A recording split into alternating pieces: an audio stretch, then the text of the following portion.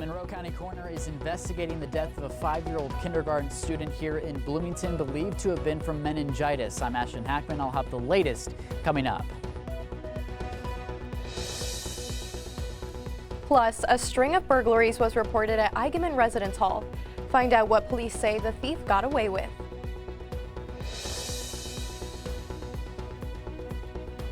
And another rape was added to IUPD's crime log. This time, a Greek house has been listed. Hoosier News Source begins now.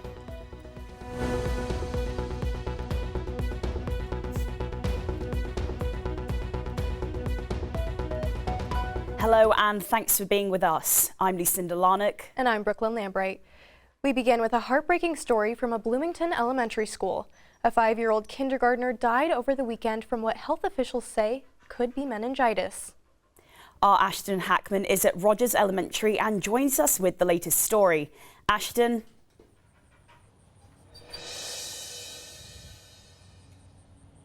Well, a tragic story, no doubt. School leaders say it all started on Friday. They were made aware that a 5-year-old kindergartner had died at IU Health's Bloomington Hospital. The county health department suspected that that student had died from a meningitis infection.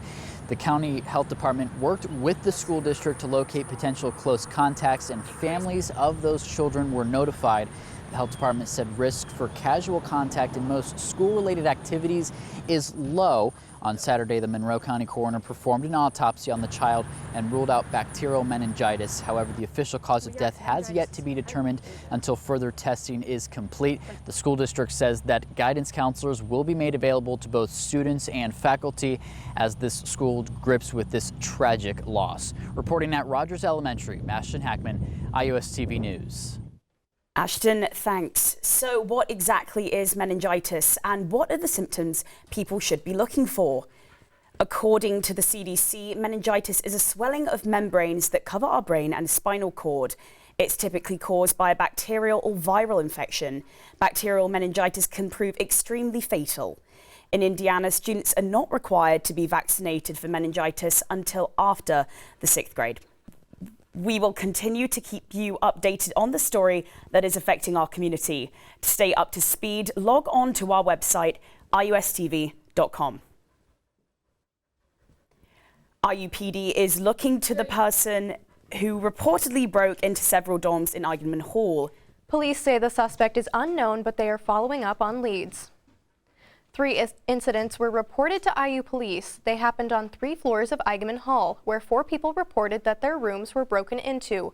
Items including money, driver's licenses, Xbox controllers, and debit cards were stolen. Police say the burglaries happened between 10 in the morning and 1:30 Friday afternoon. IUPD is reminding students to take safety precautions. And you may think you're being polite when you're letting somebody in behind you in a locked building, but it really is a safety issue. So close the door behind you when you're entering a secured building. Anyone with this information or on this crime or any crime on campus is asked to call IUPD or Crime Stoppers. 2 rapes were added to IUPD's crime log over the weekend, including at an on-campus Greek house. IUPD says a rape at Delta Tau Delta fraternity was reported to the Office of Student Conduct on September 27th, but allegedly occurred on September 9th. The case has been referred to university officials for review. Delta Tau Delta returned to IU in the spring of 2022 after a 5-year suspension for hazing violations. The fraternity moved back into their house this fall. The crime log also shows a rape reported at Foster Hall that allegedly happened on September 23rd. IUPD says the report was filed with the Office of Student Conduct on September 27th. This is the second sexual assault, specifically rape, to be reported at the dorm halls this semester. The case has been referred to university officials for review. Faculty and staff held a meeting last week to discuss more safety measures for Franklin Hall. One of the subjects addressed was pepper spray. Previously, students could not carry it on campus, but based on feedback from students and parents, that has now been changed. The meeting covered a wide variety of other topics, like previous safety incidences, crime notices, physical signage, and increased presence of IUPD cadets, but attendance was lacking. Benjamin Hunter, superintendent for IU Public Safety, said meetings like this are still important. And then just these meetings alone, I mean, just the fact that you guys are inviting us into space, let's talk about it, let's review it, let's have the discussions, that's excellent. I mean, going forward, Hunter mentioned that the patrols, referred to as Old Campus Patrol, have received instructions to emphasize their visibility around Sample Gates, Bryan Hall, the Marr School of Law, and Franklin Hall. As Franklin Hall looks to come up with more defined security plans, IU has released its annual security and fire safety report. The report provides details about what IU is doing to minimize crime and enable better evacuation plans across all of its campuses. In 2022, cases of dating violence rose 560% from 2021. Rape reports increased nearly 60%, and stalking cases climbed 180%. There were 4 fires at an on-campus property, including a fire at Reed Hall that caused up to $25,000 in damages. A Bloomington man was arrested and charged after police say he pulled a gun on 2 teens in a fit of road rage near College Mall. Dustin Sutton was booked on charges of intimidation and pointing a firearm at another person. Police say it happened near East Moores Pike and College Mall Road. Sutton allegedly drove the 2 teens off the road and flashed a handgun. He heads to trial in February. The Subway employee who allegedly shot a man over a parking space at a Bloomington location this summer is headed to trial next week. Sean Rivers will stand before a jury on an attempted murder charge beginning Monday.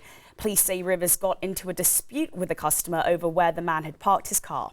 Court documents say Rivers then pulled a gun and shot the man in the chest. The victim survived and has since recovered.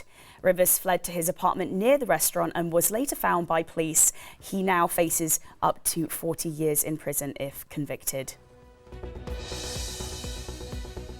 We are still here. We still represent the supermajority of graduate workers on campus.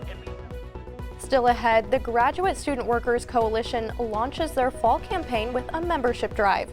Find out how many people signed a union card.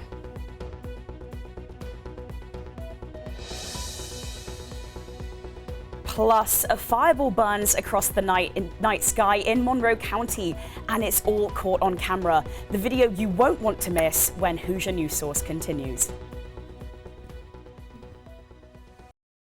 On this week's episode of What's Up Weekly, we sit down with the African Women's Leadership Organization to discuss their philanthropy work on campus. And we have another special guest with us, and this one barks.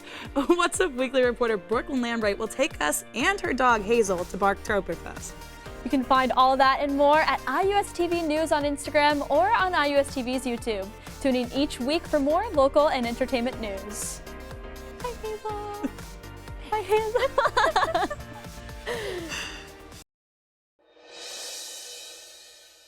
With cold and flu season right around the corner, now is the time to get your flu shot, and IU has you covered. Starting Monday and continuing throughout October, you can get your flu shot at the Student Health Center.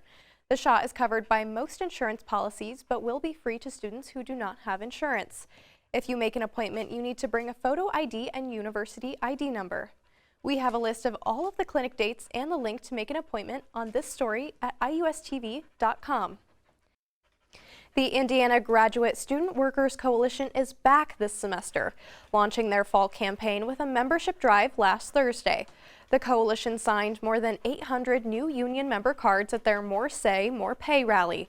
The Graduate Workers Coalition is asking the university to grant a union election. The union argues IU's $22,000 stipend for 10-month contracts is not a living wage in Bloomington. Union leaders say the university has the chance to avoid a strike by recognizing the union. If we had a union, we wouldn't have to go on strike. We could just come to an agreement with the university. We are really hoping that this time around the administration is going to recognize our request for a union election. The Graduate Student Workers Coalition went on strike in the spring of 2022. The movement dates back to fall 2018. If you were looking up at the sky last week and thought you saw a meteor, you most likely did. A fireball was spotted in the sky the night of September 21st, traveling across the Bloomington area. Many residents reported a bright light and a loud noise as it traveled through the air. IU Astronomy Department Outreach Coordinator Sarah Popp expressed the American Meteor Society received multiple reports of the sighting. And so there were several reports from Bloomington, Indianapolis, other places around like southern central Indiana of fireballs. So I was pretty confident that that's what it was, which is pretty exciting to have one right over Bloomington because they are pretty rare to have a meteor that bright. The meteors are no cause for concern and instead a natural phenomenon. The federal government is planning a nationwide test of the emergency alert system today. Wireless emergency alerts as well as television and radio alerts will be pushed at 2:20 this afternoon. Americans will also receive a text message telling you it's only a test. This is the second time the federal government has tested the alert system. Similar warnings like Amber Alerts typically originate from the state you are in. Next on Hoosier News Source, it is now officially fall, but it has not felt like it. Kayla Craig has the forecast. Plus, a new study shows parents shouting at their kids may be as harmful as abuse. We'll break down the reasons why in this week's Hoosier Health Headlines.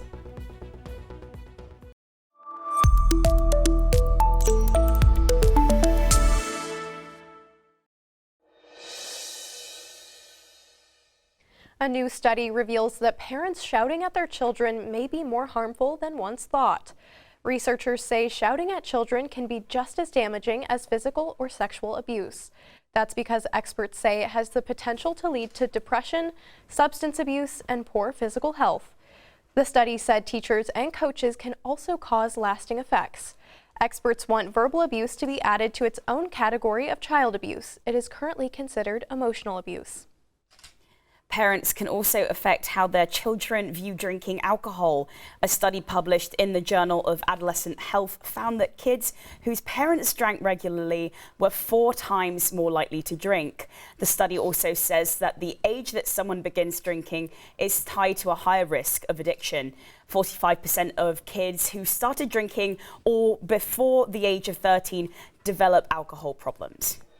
Turning to the weather now, it may officially be fall, but it has been unseasonably hot outside lately. Oh my goodness, yes, it has. And you can already tell those leaves are starting to turn a gorgeous color. And we have Kayla Craig in with the forecast. Kayla. Hi guys. You know, we've already started to notice the leaves are turning these colors, and we're only a week and a half into fall now, and we've just started October. We're turning those calendars over. Looking at the whole country, just the northern half has started to get a taste of those leaves turning, with only Vermont in its peak.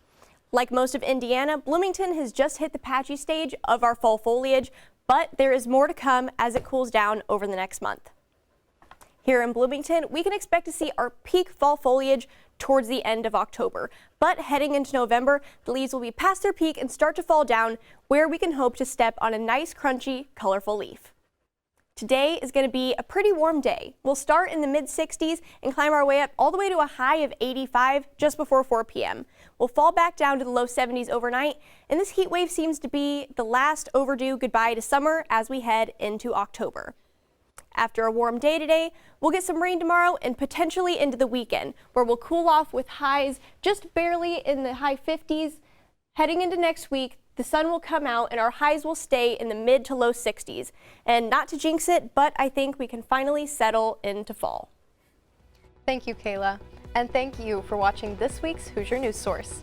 As always, be sure to follow us on social media and check out IUSTV.com to stay up to date on all the latest news, weather and sports. Have a great rest of the week, and we'll see you right back here next week.